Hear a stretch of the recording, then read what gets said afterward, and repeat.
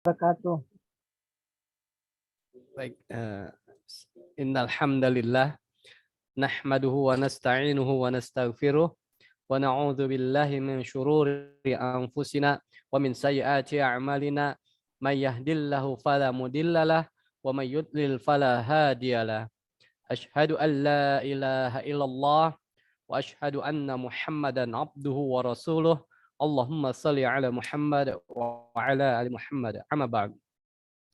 Baik, setelah memuji Allah dan juga menyampaikan salawat kepada Rasulullah, selanjutnya saya menyampaikan salam hormat saya kepada dosen pengampu mata kuliah kajian tafsir pendidikan, yaitu Bapak Al-Ustadz Fadinil Abror Sultani MPDI.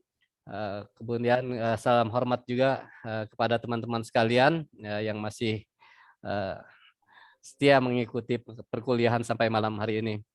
Malam hari ini kami dari kelompok 8 ya, akan membahas tentang surat At-Tahrim ayat ke-6 dan surat Asy-Syu'ara ayat ke 214. Ya, dalam kesempatan ini yang akan kita bahas adalah tentang tafsir surat At-Tahrim dan surat Asy-Syu'ara, kemudian asbabun nuzul atau sebab-sebab turunnya ayat. Yang ketiga adalah pokok bahasan atau pokok kandungan pelajaran dari kedua ayat tersebut. Sebagaimana yang sudah kita ketahui bahwa dalam pelajaran ini sesungguhnya yang akan ditekankan itu adalah pokok kandungan atau pelajaran-pelajaran yang terkandung di dalam surat-surat itu mengenai tentang jamnya berisik objek pendidikan ya dalam hal ini. Namun kita bacakan juga bahwa yang pertama adalah tentang surat At-Tahrim ayat ke-6. Di situ Allah berfirman, A'udzubillahi minasyaitonirrajim.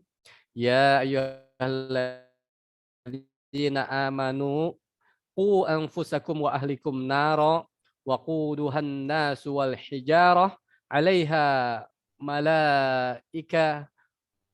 malaikata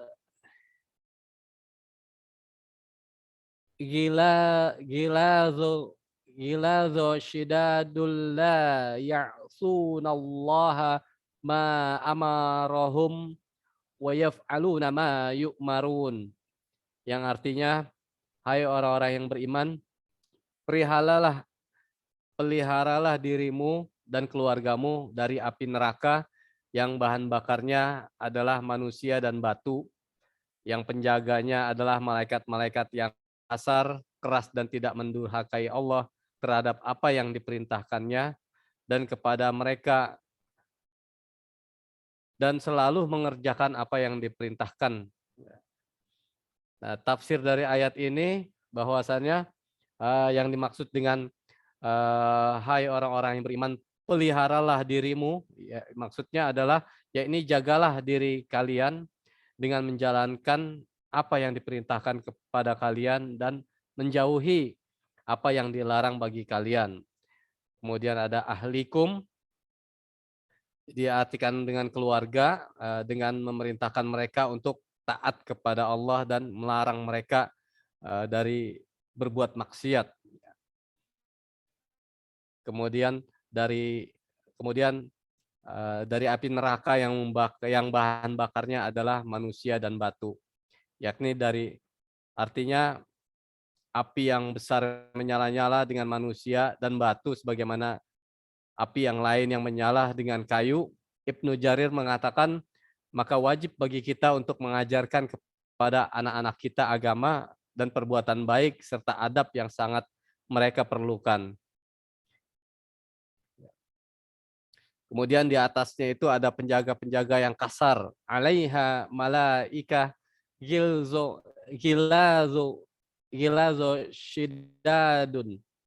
Ya, yaitu penjaga dari golongan malaikat yang bertugas mengatur neraka dan mengazab penghuninya. Mereka sangat bengis terhadap penghuni neraka. Sama sekali tidak merasa kasihan jika penghuni neraka itu meminta belas kasihan. Sebab mereka diciptakan untuk mengazab penghuni neraka dan tidak mendurhakai mendurhakai Allah terhadap apa yang diperintahkannya. Itu dari tafsirnya. Kemudian dari sebab-sebabnya bahwa dari awalnya kita tahu bahwa ayat ini diturunkan, peristiwa yang melatar belakangi turunnya ayat ini adalah diriwayatkan bahwa Nabi menggilir para istrinya. Ketika tiba giliran Hafsah, maka dia minta izin berkunjung kepada orang tuanya dan Nabi memberi izin.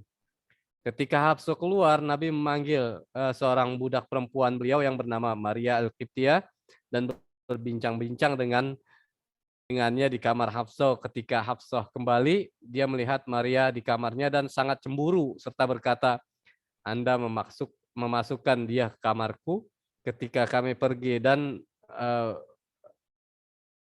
bergaul dengan di atas ranjangku." Gitu. Kami melihatnya berbuat demikian dan karena hinaku di matamu. Nabi bersabda untuk menyenangkan Hafsah, "Sesungguhnya aku mengharamkannya atas diriku dan jangan seorang pun kamu beritahu hal itu." Namun ketika Nabi keluar dari sisinya, Hafsah mengetuk tembok pemisah antara dirinya dan Aisyah dan memberitahukan rahasia tersebut. Maka Nabi marah dan bersumpah bahwa beliau tidak akan mengunjungi para istri selama sebulan. Maka Allah menurunkan ayat ini dengan mengatakan, "Hai Nabi, mengapa kamu mengharamkan apa yang Allah halalkan bagimu?" Kemudian setelah ayat 6 ini turun, peristiwa, kemudian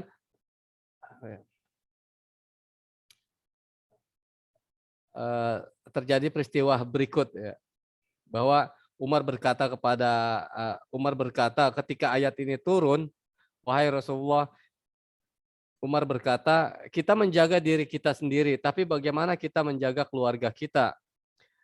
Rasulullah menjawab, "Kamu larang mereka mengerjakan apa yang dilarang oleh Allah untukmu, dan kamu perintahkan kepada mereka apa yang diperintahkan Allah kepadamu. Itulah penjagaan diri mereka penjagaan diri mereka dari neraka." Nah, kandungan yang pokok pelajaran yang terkandung dalam ayat ini bahwa dalam suasana peristiwa yang terjadi di rumah tangga Nabi telah diuraikan ayat-ayat sebelumnya, bahwa ayat ini diturunkan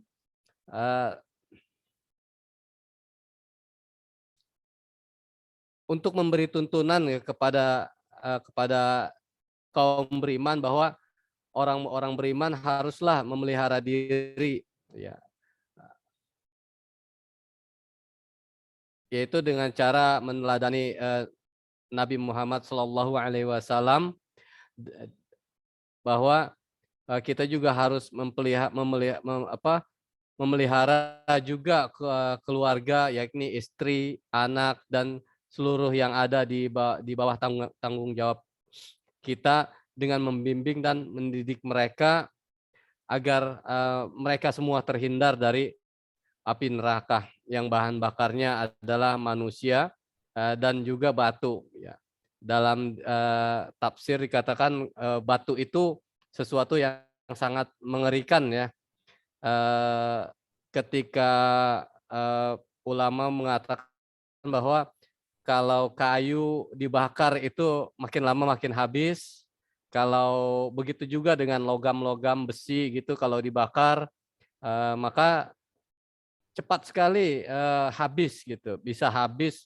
Atau misalnya kalau kita bakar besi itu kita diamkan sebentar, itu yang tadinya merah membara itu bisa cepat untuk padam gitu. Tapi beda dengan batu. Batu itu ketika dibakar itu bukannya makin lama makin habis, tapi makin lama itu makin panas. seperti lahar gunung misalnya kita lihat itu ketika terbakar itu bukannya makin habis, justru makin membara, itu sifat batu itu ya. Dan itu yang diperingatkan oleh eh,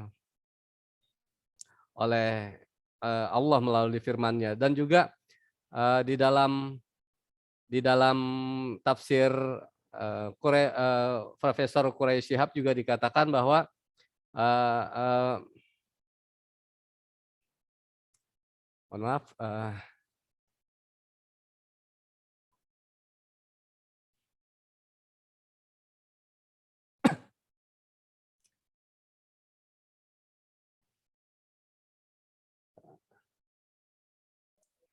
Zaratul Aini, maaf boleh saya, maksudnya boleh diaktifkan buat share screen-nya bareng-bareng?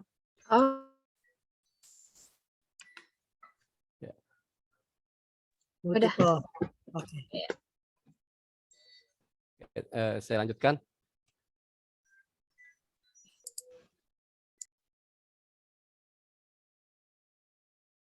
Maka dari itu, dari kandungan ayat ini juga mengingatkan kita, sebelum apalagi kita sebagai guru ya, yang akan memberikan pendidikan kepada orang-orang yang di luar kita gitu.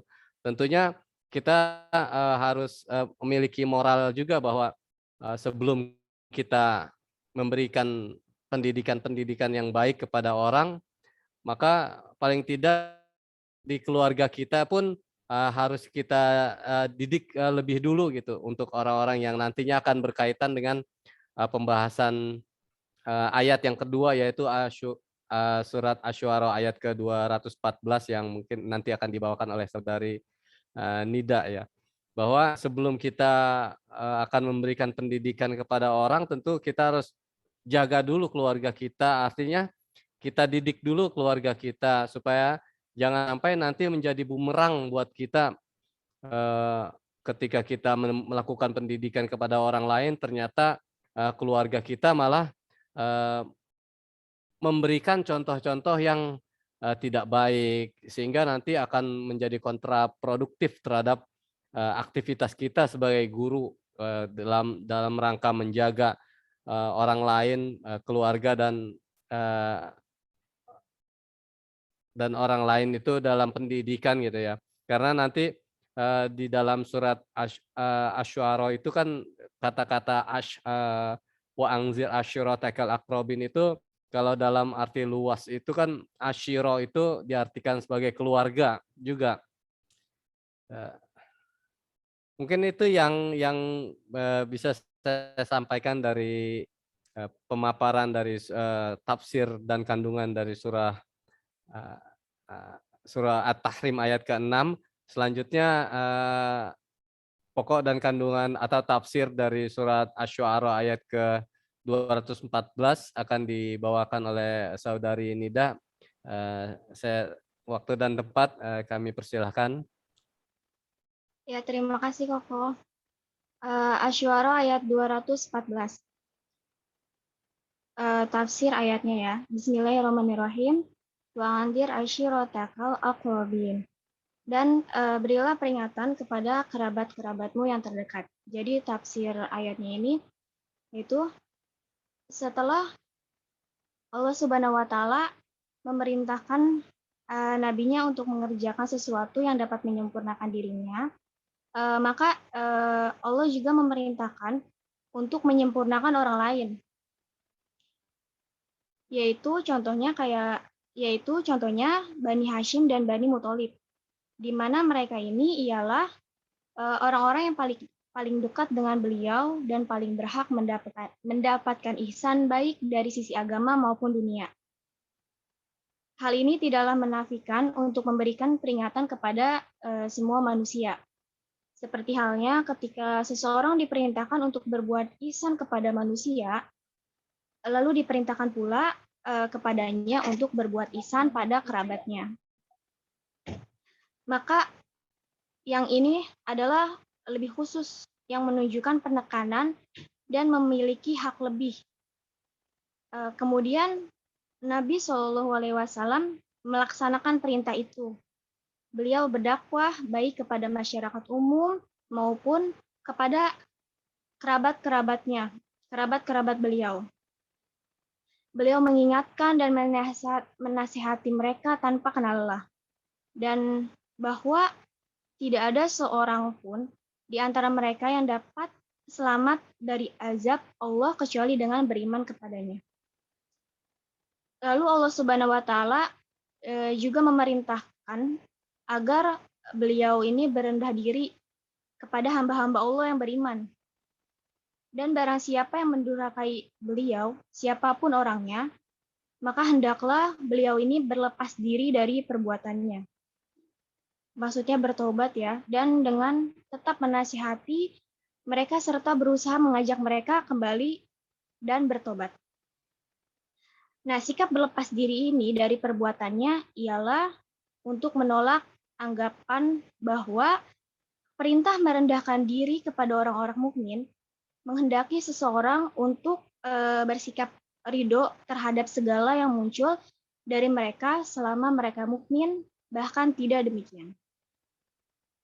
Selanjutnya sebab turunnya ayat. Sebab turunnya ayat Quran Surat Asy-Syu'ara ayat 214. Dalam ayat ini, Allah Subhanahu wa Ta'ala memerintahkan Nabi Muhammad SAW untuk memberi peringatan kepada kaum kerabatnya yang terdekat, dan agar bergaul dengan orang-orang mukmin dengan lemah lembut. Lalu Imam Bukhari dan Imam Muslim menyebutkan riwayat dari Ibnu Abbas radhiyallahu anhu bahwa ketika Allah menurunkan ayat Asy-Syu'ara tadi, Nabi Shallallahu Alaihi Wasallam ini naik ke Bukit Safa, lalu berseru, "Wahai orang-orang, sudah pagi." Lalu kemudian orang-orang yang dipanggil oleh beliau ini berkumpul kepadanya. Ada yang datang sendiri dan ada yang mengutus utusannya. Kemudian setelah itu Rasulullah SAW berpidato di Bukit Safa tadi. "Wahai Bani Abdul Muthalib, wahai Bani Fir, wahai Bani Lu'ai, apa pendapat kalian jika aku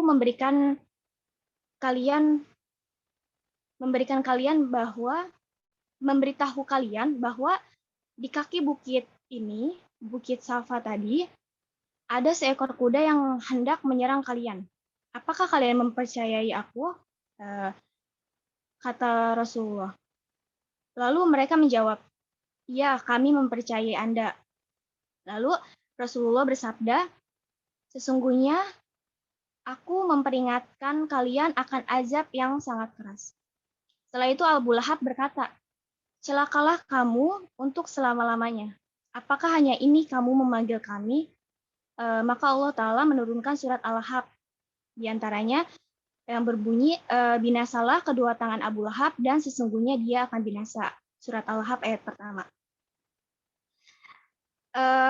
Pemberian peringatan dalam surat Asy-Syu'ara ayat 214 ini, yaitu sifatnya ini adalah pemberi peringatan secara khusus. Lalu ini tuh merupakan bagian dari peringatan yang bersifat umum, yang untuk itulah Rasulullah Shallallahu Alaihi Wasallam diutus. Sebagaimana firman Allah Subhanahu Wa Taala, dan agar kamu memberi peringatan kepada penduduk Ummul Qura atau Mekah dan orang-orang yang berada di lingkungannya. Lalu bahwa kedekatan nasab atau keturunan tidak memberi manfaat sama sekali seandainya jalan keimanan yang ditempuh ini berbeda. Dalam kisah ayat Asy-Syu'ara ini terdapat dalil pembolehan interaksi antara mukmin dan kafir serta memberinya petunjuk dan nasihat. Lalu kandungan atau pelajaran dari ayat Asy-Syu'ara surah Asy-Syu'ara ayat 214. Bahwa ayat ini menjelaskan bahwa Allah Subhanahu wa Ta'ala ini memerintahkan kepada Nabi Muhammad itu untuk memberikan keterangan atau ajakan kepada semuanya untuk beriman kepada Allah Subhanahu wa Ta'ala untuk kalangan keluarga dekatnya. Ayat ini mengajarkan kepada Rasulullah dan umatnya itu agar tidak mengenal pilih kasih atau memberi kemudahan kepada keluarga dalam hal memberi peringatan. Jadi tidak ada kebal hukum, tidak terbebaskan juga dari kewajiban, dan tidak memiliki hak berlebih atas dasar kekerabatan karena semua ini adalah hamba Allah Subhanahu wa taala. Dari keluarga dekat, dari yang terdekat sekalipun, itu tidak boleh mengakibatkan seseorang yang beriman itu mengorbankan keimanannya karena keluarga. Memang akan ada di antara mereka yang tidak setuju dengan seruan dakwah, tetapi hendaklah tegar menghadapi mereka dan berpegang teguh pada petunjuk Allah Subhanahu wa taala. Perintah melakukan dakwah kepada objek dakwah yaitu keluarga, sanak, kerabat terdekat. Nah, keluarga kerabat inilah yang harusnya menjadi perhatian utama dalam berdakwah agar keimanan dan keislamannya ini terjaga sesuai tuntunan Allah Subhanahu wa taala. Jadi kita bisa melakukan dakwah di lingkungan keluarga nih dengan cara mengajak kebaikan dan mendidik untuk berbuat baik menurut tuntunan Islam. Orang tua mendidik anak-anaknya untuk melaksanakan sholat dengan tertib dan baik, lalu mengajarkan perilaku baik dalam kehidupan sehari-hari di rumah menurut Islam. Nah, itu semua merupakan bagian dari kegiatan dakwah, termasuk bagian dari kegiatan dakwah. Begitu juga bagi anak yang tertua, yang usianya itu lebih dewasa. Jadi untuk mengajarkan kepada adik-adiknya ini untuk melakukan kebaikan sesuai ajaran Islam. Itu juga bagian dari kegiatan dakwah. Nah, termasuk juga siswa yang berdakwah di lingkungan sekolah kepada teman-temannya. Jadi di lingkungan sekolah ini teman-temannya mengingatkan berdakwah agar berbuat baik kepada guru, tertib ibadahnya, dan lain sebagainya.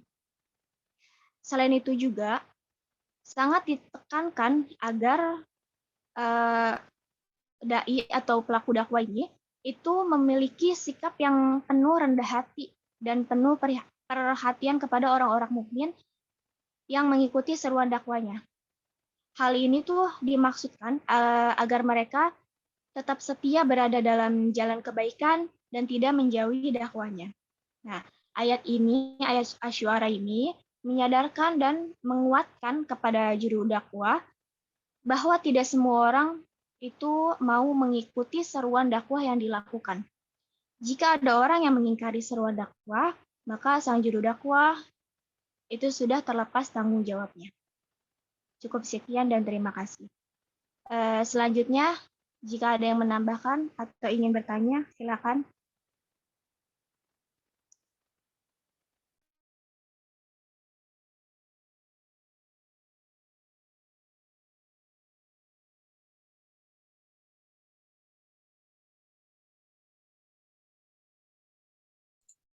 Mungkin dari teman-teman ada yang mau menambahkan dari pemaparan kedua pemakalah kita pada malam hari ini, silakan disampaikan.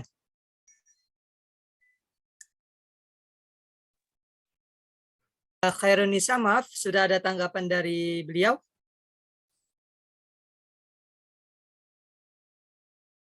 Halo? Belum ada tanggapan, Man. Oke, baik. Makasih tanggapannya. Mungkin ada pertanyaan, silakan disampaikan.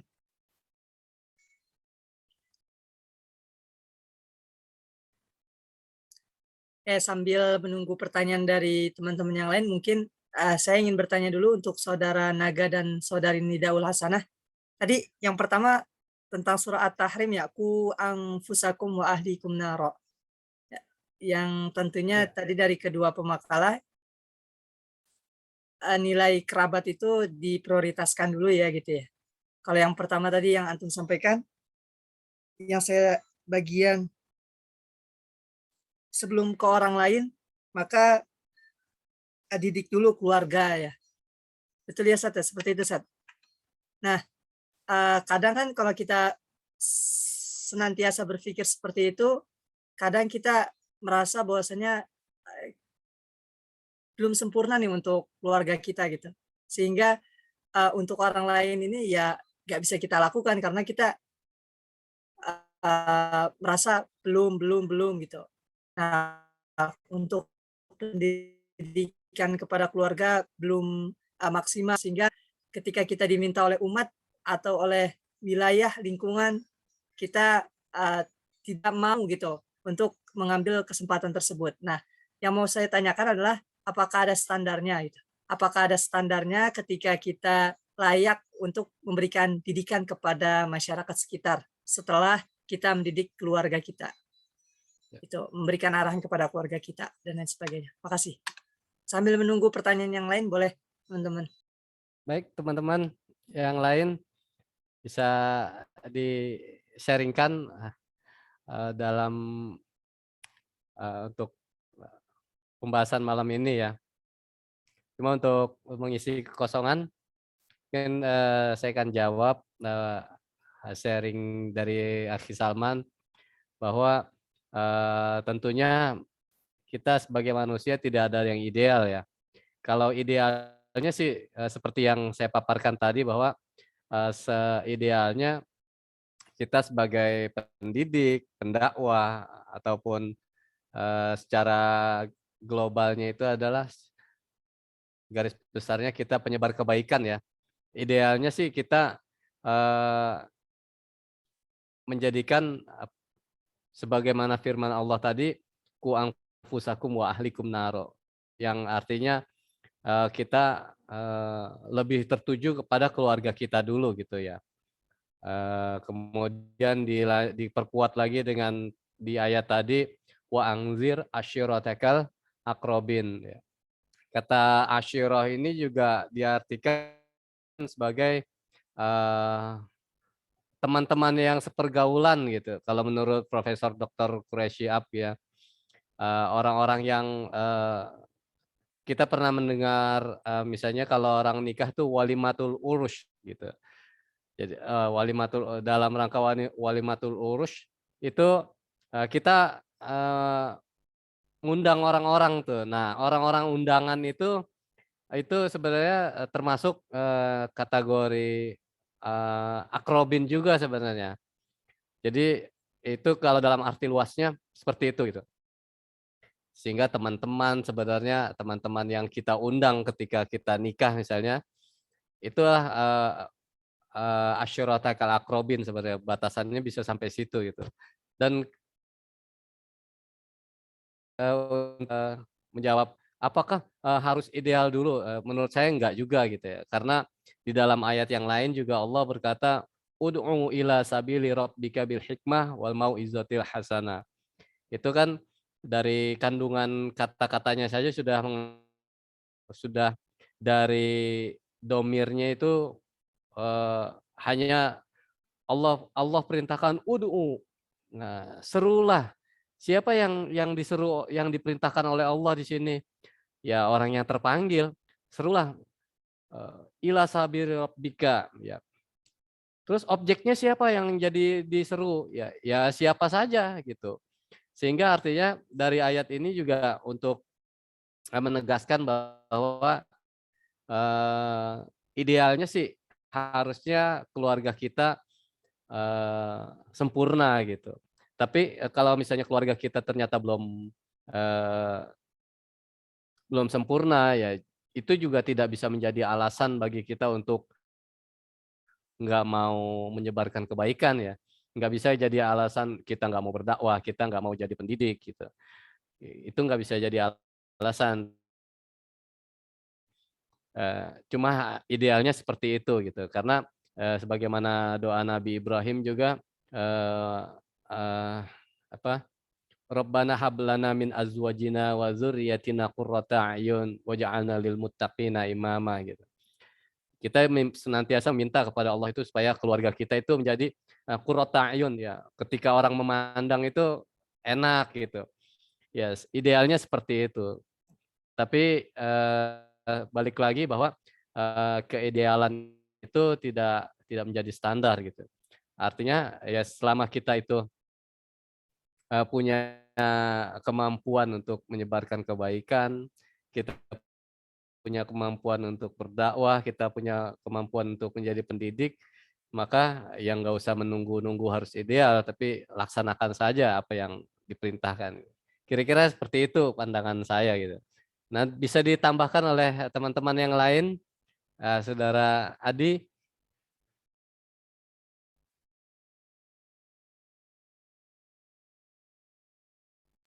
Nah, teman-teman yang lain. Ya saya rasa sih itu juga saya setuju dengan pendapat Bung Naga ya. Ya kurang lebih seperti itu, Bung. Berarti maaf saya mau sedikit sharing gitu ya. Berarti di sini nggak ada barometernya, nggak ada standarnya. Berarti ya yang penting kita udah mengupayakan, baru setelah itu kita nggak apa-apa terlibat di dalam sebuah kemasyarakatan gitu. Walaupun mungkin dari keluarga belum menuju jalan yang benar gitu. Kan Iya. walaupun upaya udah kita lakukan, tapi belum mendapatkan petunjuk juga, kemudian kita langsung beralih ke masyarakat, mungkin itu nggak apa-apa kali saat itu, Sat. Kalau menurut saya seperti itu gitu, dan ini satu hikmah sendiri yang kita bisa lihat dari perjalanan sirah nabawiyah ya, bahwa ketika Rasulullah itu awal-awal berdakwah juga kan nggak langsung satu Quran tuh. Misalnya Khabbab bin Arad itu walaupun dapat predikat penghafal Quran gitu, hafiz gitu, tapi kan waktu itu Quran juga belum turun 100% gitu.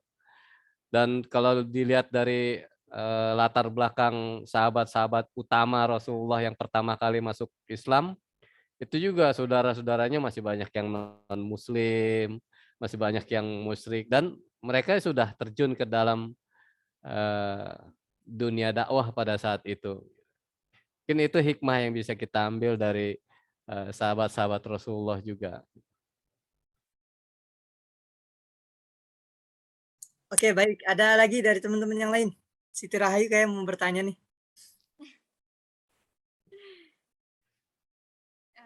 Iya, saya mau izin bertanya ya, Ko. Ya.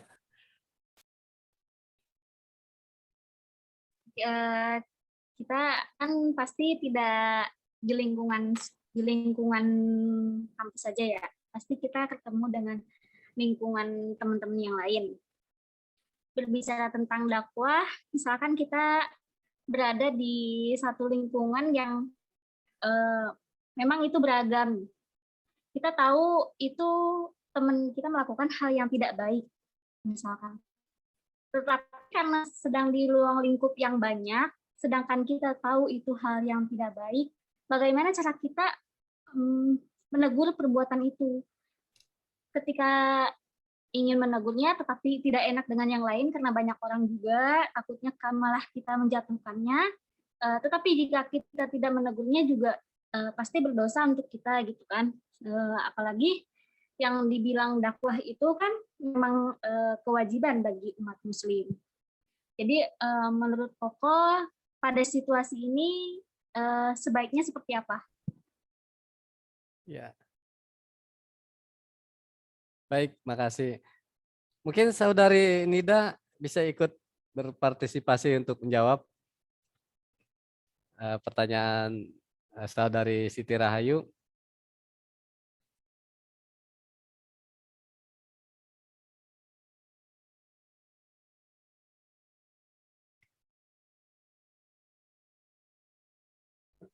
Mungkin jawab sedikit ya, kan itu kan Ya. Kita nggak enak ya buat negur teman. Nah, dalam dakwah ini kan ada berbagai macam ya, nggak hanya kita negur, nggak harus negur aja. Nah, kalau ini coba aja dengan kita memberikan contoh yang baik, bilhal ya, memberikan contoh yang baik. Lalu kalau misalnya kita negur udah nggak bisa, beri contoh nggak bisa, udah itu kita harus pasrah aja sama Allah. Mendoakan, semoga Allah menggerakkan hatinya. Kan Allah kan maha membolak-balikan hati gitu. Ya muqallibal qulub ya. Ya, yang mungkin itu. Makasih Nida. Iya. Terima kasih saudari Nida. Iya kok sama-sama. Ya kurang lebihnya seperti itu ya. Mungkin saya tambahkan sedikit. Mungkin kita bisa pertama itu kita perlu kadang-kadang perlu menyelami teman-teman kita juga ya. Kira-kira tabiatnya seperti apa. Kadang-kadang kan ada orang yang ketika kita kasih masukan itu malah nggak terima gitu. Ketika kita kasih saran itu justru malah mungkin malah bisa menimbulkan hubungan yang malah lebih jauh gitu kan. Makanya kalau kondisi-kondisi seperti itu terjadi ya mungkin kita bisa ambil sebagaimana kata Rasulullah, idza ra'aitum munkaron fayughayyirhu biyadihi fa illam yastati fa bilisanihi wa illam yastati fa biqalbihi wa dzalika ad'aful iman kan gitu. Ya, tentunya kalau bisa kita rubah dengan kekuasaan gitu ya, power kita, mungkin kita bisa melakukan itu gitu. Tapi kalau kita nggak bisa dengan itu mungkin dengan lisan. Tapi kalau dengan lisan juga nggak bisa karena mungkin efeknya itu malah nanti bisa lebih buruk gitu. Ya sudah mungkin kita ambil jalan yang ketiga yaitu kita dengan hati gitu. Artinya mungkin kita dengan mendoakan dia seperti yang diutarakan oleh saudari Nida tadi. Mungkin kita pergauli dia dengan baik, dengan ya dalam hal-hal yang umum-umum saja gitu, dalam hal-hal yang sifatnya sosial-sosial saja gitu.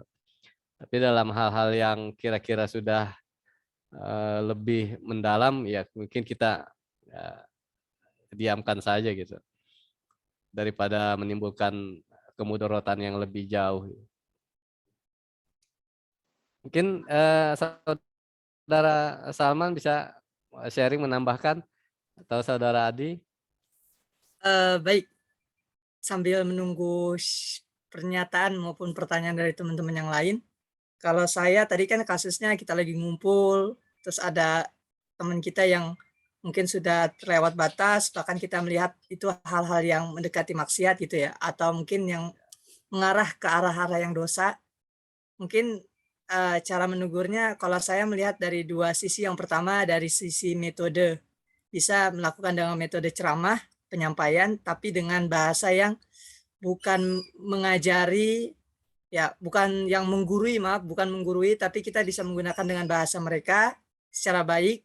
Kemudian bisa juga dengan bahasa-bahasa inilah, kode nyindir gitu ya. Kalau menegur aja gitu kan bisa lah kita mainin retorika seperti itu. Dan yang kedua, mungkin kalau cara menegur itu bisa dengan, kalau saya dengan media kali ya, media teknologi kita bisa chat, walaupun posisi kita sedang berkumpul kita chat dengan kita bilang, coba dong buka handphone gitu. Nah itu kan ketika di dalam chatan itu sebaiknya dihindari gini-gini. Nah itu kan salah satu bisa secara private gitu. Kita nggak membicarakannya secara langsung karena kan di dalam Islam juga tidak baik kita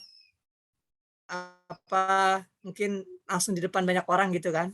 Harus sebaiknya empat mata karena kan seperti itu juga mempengaruhi kepada psikolog, apalagi bagi mereka yang mungkin orangnya baperan gitu. Itu bisa mempengaruhi banget, bahkan bisa merusak dari pertemanan kita.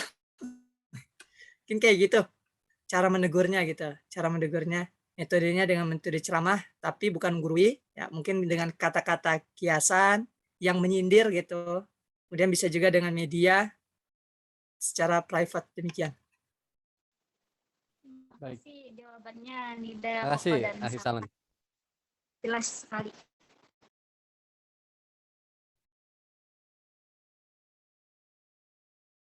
Kita 6 menit kita tunggu kali ya. Kalau nggak ada tanggapan, Khairunisa, Monik nih kayaknya mau nanya Monik. Enggak.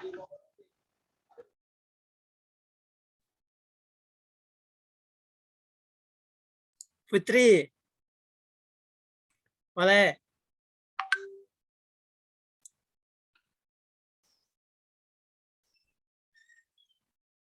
Proposal silakan di-share.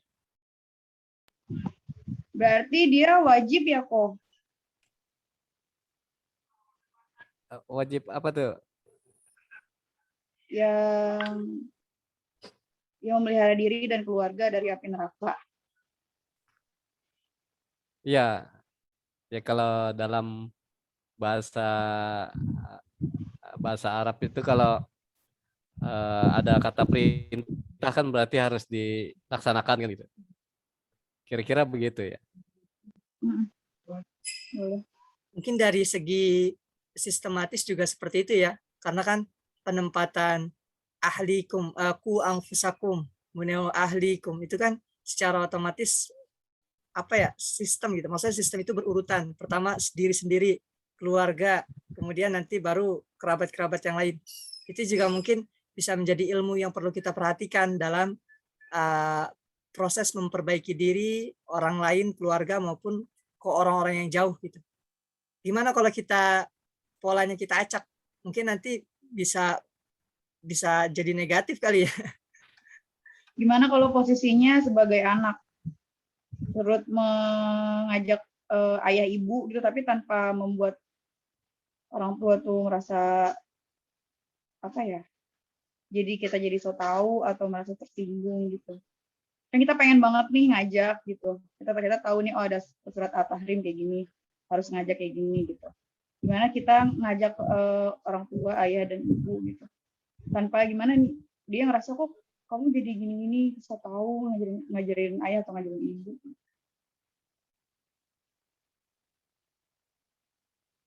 Ada orang tua yang kayak gitu ya. Ya. Ya itu masih jadi problema hari ini memang ya. Paling yang lebih tahu sebenarnya dari pihak keluarga itu sendiri. Misalnya dalam hal ketika karena kan orang tua itu kan punya satu apa ya namanya semacam hegemoni atau semacam sedikit arogansi gitu ya, bahwa sulit sekali kalau kita yang mengajak gitu. Tapi mungkin kita bisa mengambil siasatnya, misalnya mungkin kita sharing dengan orang yang kita percaya yang lebih punya wibawa gitu. Apakah dosen kita atau ustadz kita, kemudian kita arahkan supaya orang tua kita itu bisa tersampaikanlah apa yang kita inginkan gitu. Mungkin bisa dengan cara seperti itu ya. Sehingga nanti yang mengarahkan bukan kita tapi orang lain gitu.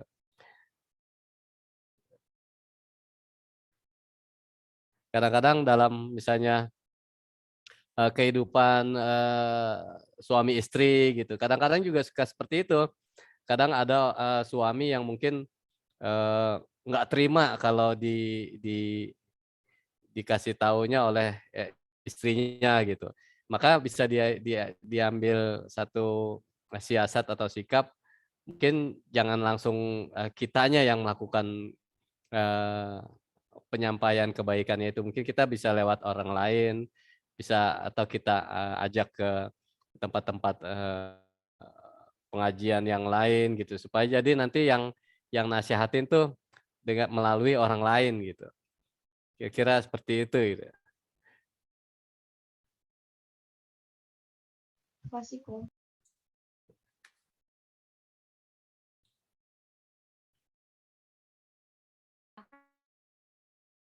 Kalau trik lain bisa Putri.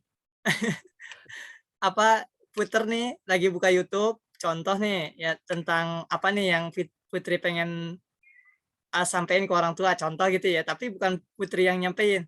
Buka video YouTube, Ustadz siapa nih, audionya dikerasin, Volumenya kencengin. nontonnya iya, nonton dikerasin, videonya kerasin, habis itu tontonnya nggak jauh dari orang tua gitu. Itu kan secara nggak langsung mungkin kita mengkodekan gitu. Minimal sisanya mah kita ya itu kan mungkin trik ya, trik. Iya. Makasih. Boleh bantu jawab juga. Atau bisa juga lihat momen ya.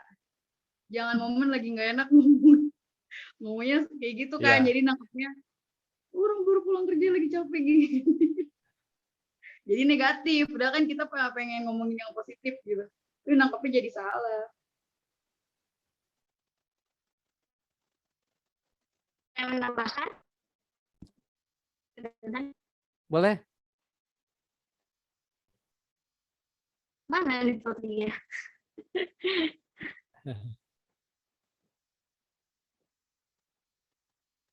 Mana Ah. Putri gimana? Nah ini Ah, iya. saudari Sirai ingin menambahkan Putri. Kalau secara pribadi sih lebih kepada diri kitanya ya, yang kecil ya suaranya ya? Suaranya kecil ya? Dengeran, Yes. dengeran. Ya, kalau saya sendiri lebih kepada pribadi kita. Misalkan kitanya udah berubah gitu. Kitanya yang dari tadinya bicaranya kasar, terus jadi sopan santun kepada orang tua. Misalkan tadinya kita yang sholatnya bolong-bolong, jadi sholatnya rajin. Ketika itu kan orang tua melihat perubahan.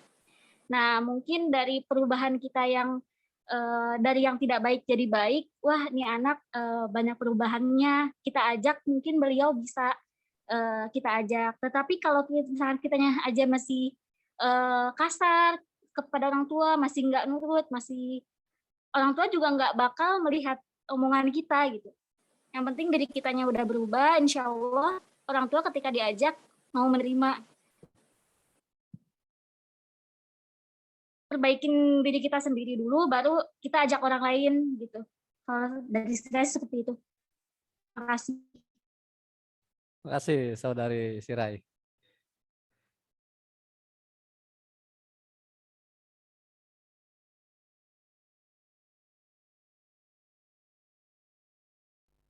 Sudah setengah 10 ini, Salman. Ya mungkin dari Khairunisa gimana, Cak? Apa mau ditutup aja? Boleh kalau misalkan sudah selesai. Ya, yang penting konfirmasi aja. Kita sudah melakukan Nanti- presentasi untuk hari ini. Nanti minta screenshot-nya aja, Man. Ya, sudah dikirim di grup. Ya. Sudah. Oke. Ya. Makasih, Man. Boleh, Set, mungkin ditutup. Baik, karena waktu sudah malam, ya, kalau tidak ada lagi, mungkin kita cukupkan sampai di sini. Kurang lebihnya saya mohon maaf. Subhana rabbika rabbil izzati amma yasifun. Wassalamun alal mursalin walhamdulillahi rabbil alamin. Assalamualaikum warahmatullahi wabarakatuh. Waalaikumsalam warahmatullahi wabarakatuh. Terima kasih, Set. Bisa di stop.